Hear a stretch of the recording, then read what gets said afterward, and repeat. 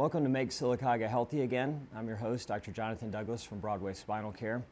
Today, I think we have one of our most important shows that we've done, maybe the most important show we'll ever do, because we live in a world that's full of bright colors that sell poison. We've got cartoon mascots that sell us cereal that's full of sugar and toxins. We have schools that celebrate good behavior and athletic wins with cupcakes and soda. And in the middle of that is a mom with a child who has food allergies. And this is not a mom who's being difficult, and she's not a mom who's overreacting.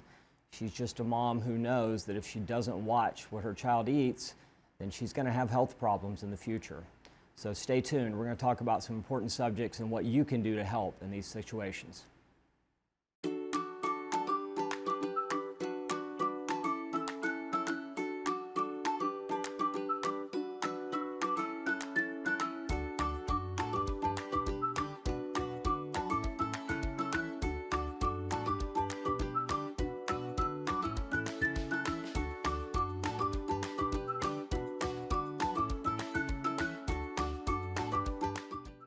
So today's guest is Melissa Peoples. She's a good friend of mine, somebody I've known pretty much since we came to Sylacauga. And we have a lot in common because I have a sister who was very, very sick with food allergies growing up. And I lived in a world of having to go stay with my grandparents, my sister in and out of the hospital. I don't know if I ever told you this, my dad had to quit his job for 18 months because they were at Children's Hospital all the time and they could not figure it out. But I think the biggest difference is you have a child who has food allergies at a time when a lot of kids have food allergies. When my sister was sick, this was a really rare thing. I mean, it was kind of the beginning of this situation. And so we can see in a timeline a rare situation in 1978, 79, 80, and now I would say the majority of kids, we deal with this. So Kate is your daughter. She's a joy. She's one of my tennis and pickleball students. And how do we get started on the journey with Kate and finding out there were problems? So we started our journey, I would say 2.5 years ago. And when I really started to realize there was more to this than just behaviors or a little headache or a little stomach pain. And knowing what I know now, I would say it really started when she was 9 months, when we started to introduce food in her diet other than, breast milk or formula or anything like that. But 2.5 years ago, she was struggling with headaches, severe stomach pain, mood swings, not sleeping well at night, and it would last for days. And to get her back to a normal, behavior and day-to-day activities. And but it's been a journey, and not an easy one, but yet not a hard one too. And she inspires me every single day because she makes good decisions when I don't. And she's really, really grown over the last 2.5 years, and identifying, making a better choice is better than feeling this way. Yeah, it's hard. It's hard for adults, but I mean, you either choose discipline or regret. And with a child with allergies, it's that all the time. And I talk to parents and they say, well, I don't understand. We just did one thing, like we went out to eat one time, and then that shouldn't have been a problem. But we were talking about before we started, it's not Monday through Friday. When you have a child who has allergies, then it's every single day, and it's every single event, and you worry about all the things that she interacts with. Because if she's not with you, there's a potential problem coming home. What are some resources that you think parents, so we've got a child maybe that's having some of these issues and parents haven't even looked into it. Or, oh my gosh, I've got a child that's hyperactive or having stomach aches or headaches. So where would you start if you were a parent of that right now and you haven't even started on this journey? So knowing what I know now, I would initiate, and it took a minute for us to get to this point, but initiate food allergy tests with your pediatrician. That is where I would start if you're having any of these symptoms, or eliminating food dyes and gluten. That was the first two things we started with because that seems a little bit easier and not so overwhelming, because it can be very overwhelming to look at it all at once.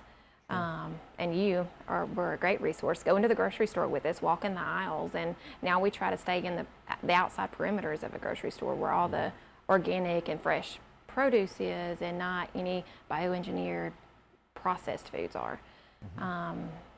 That's where I would. And it really comes down to, on this whole program, all we really talk about is reading labels. Yes. I mean, it just comes down to reading labels. And you talk about a child who has allergies, and you think, oh, this is an outlier. But I believe, and most of the doctors who look at this believe, that this is really something that everybody struggles with. You've got a child who has any kind of weight problems, then they have some kind of food allergy. Yes. If they're hyperactive, they have some kind of food allergy. Talk about these kids that are really, really moody. They can't concentrate at school. They have some kind of food allergy.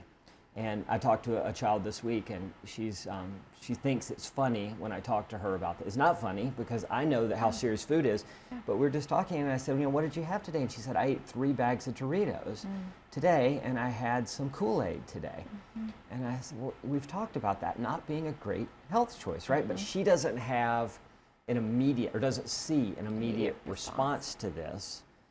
But her body is responding. It just doesn't show the symptoms like Kate shows the symptoms. Yes. Yes. So we have some pictures up, and in the past I have looked through, I've done a podcast where we looked at magazine ads and how bad they are. So I just created some generic ones here. And so this is what it would look like if you see in a magazine, fun breakfast for kids, sweet and cereal. And that's what they want you to see, right? Look how happy those kids are, and they're eating food dyes, and they're eating sugar, and they're eating toxins, and we got a cartoon character they're gonna fall in love with. Like, wow, that's amazing. The whole world is bright, right? And then let's look at the next picture. That's what I see, and that's what you see. Yes. Because in an hour or in a day, what are we gonna have? We're gonna have a stomach ache. Yes. She's gonna say, Mom, I don't feel good. Wake you up in the middle of the night, probably. She's gonna have a headache. Her mood's gonna be terrible. My sister's was awful. I mean, it was just beyond. We always knew she went to a birthday party, and oh my gosh, she'd come back and we'd say, did you eat the right? Oh yeah. And then within a day or so, the mood was awful. She's slamming doors. She's got a bad headache. I mean, it was just a totally different person. And then there's a detox. Yes. Right? So what have you learned about detox? Because I think that's important for parents to understand. Yes, it's not just a day's process. It can be upwards to a week or two for all of those chemicals and toxins to come out of your body and to flush out of your system. And it's been, just this week, we're not perfect. She's not perfect. And she was with a friend, and they had a milkshake. And she sees now she's made the wrong decision. But as a parent, it's hard to, because you want her to have fun. Sure, you want her I to know. engage with her friends or family, and thankfully I do have family that's on board, but they don't always make the right decisions, and so we're mood swings and slamming the doors, and people will say, Kate would never do that, and I'm here to say I don't want to say she does those things, but it's the reality of the situation, and it changes your hormones. It does. Is what it does. It creates a sugar imbalance, and there's a hormonal imbalance.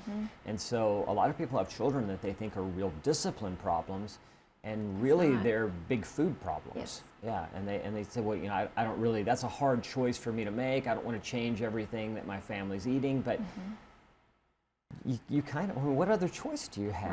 Right. This is not easy. Going through these symptoms and the detox process is not easy, but making the choice of one simple choice of, I'm not going to have a milkshake. Let's do a craft instead. And those memories last so much longer than the 5-minute milkshake. And so that's what we've really done in the reward process is let's do a craft. She loves Hobby Lobby. And so we go and do those things versus going to get a milkshake or. We're definitely in a society where food is a reward, and I think the saddest thing is that the food we reward them with is actually the worst food. And so you say, you do a good job, you get something absolutely terrible as a health decision, right? And it's everywhere. I see it all the time. I see people post this, like we're having a graduation party, and I see what they're eating, and I think that is not something you want to teach the future generations, that we want to be eating this. We got one more picture, a magazine article or magazine ad that's up here. So double cheeseburger, indulge yourself. And so if somebody sees that and they think, oh my gosh, that looks amazing. We go to McDonald's or Jack's or wherever, and the kids are always happy in these ads, right? They're always happy. And then what do we see? That's it. And so it's really not as bright as what you think it is. And I think the hardest part of talking to patients for 20-something years on this is you have sabotage at every level, and it's not even intentional sabotage. It's something like she goes out with friends and they think, one time, how could it make any difference to her to have something like a cupcake, right? I hate to prevent her from having this thing.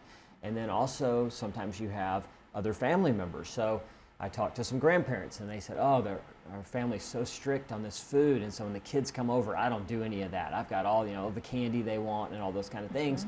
And then you talk to the parents and they're like, oh my gosh, they're so awful for 2 weeks after they come back from the grandparents. So we're trying to get all of Sylacauga on board with this. I'm hoping that in the next year or so we start to really make headway, and we're going to work with the school. I don't know if you know, but she goes to Veritas, and we're going to working with the school on trying to get school meals better and have parents sending better things. Absolutely. Because if she's sitting at school lunch and her friends have exciting looking stuff like these ads, and she has boring looking stuff to her, then that's a hard choice. It's a hard choice for a child every day.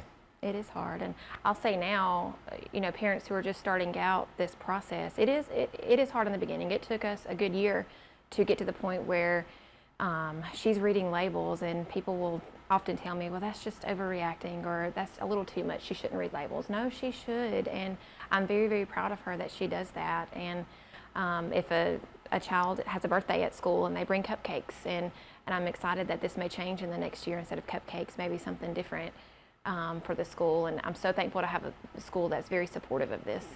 But she's a year and a half, 2 years into the journey. She doesn't even think twice about it at all.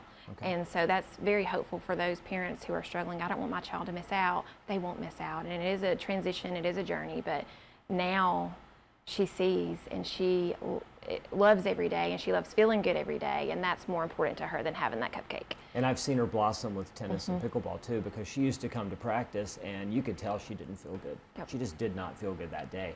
And I just don't see that as much anymore. She's making better choices, and she's growing up, and it's a hard thing, and you have to be the parent.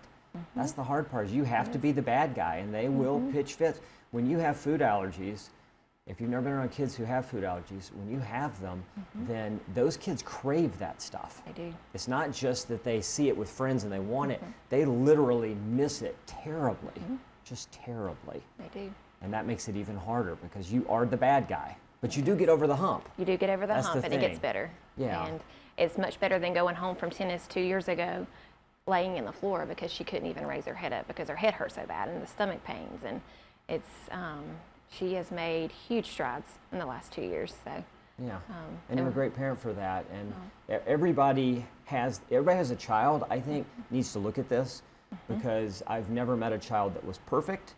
And I've never met a parent who said, oh, my child is never moody, or have trouble sleeping, or any of the above. So if you just start looking, it's not as hard. It's not. It's not as hard. And I think that the main message of this entire program is, let's try to make food fuel for our body and not fun. Because when we make it fun, we make Kate's life difficult, we make your life, we actually make everybody's life difficult. You just don't realize it. Yeah. Appreciate you being here today. Well, thank you for having me. Yeah, I'm glad.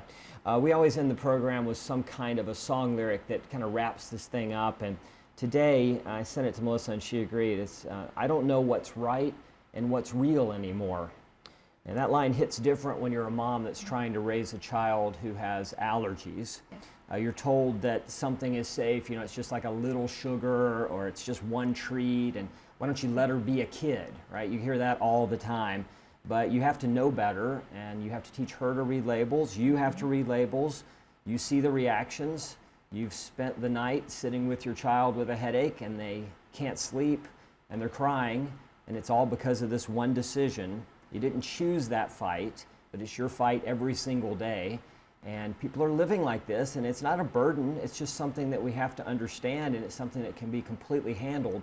But we need society to not sabotage the situation. So if a birthday invitation comes in and somebody says, oh my gosh, I'm so excited about this birthday, people like Melissa and Kate have to think, oh my gosh, this is a conversation I'm about to have, and I have to make sure I'm prepping, and do I have some people EpiPens, or I've got to bring a cooler of food, and there's all this prep. So I think what I'm asking Sylacauga is that if somebody calls you and says, hey, I have a child who has allergies, or you know this, please try to help that mom, because every time you make that one little decision like, oh, let's let Kate have a treat today, then you're creating something downstream that you just probably don't even realize and you won't see.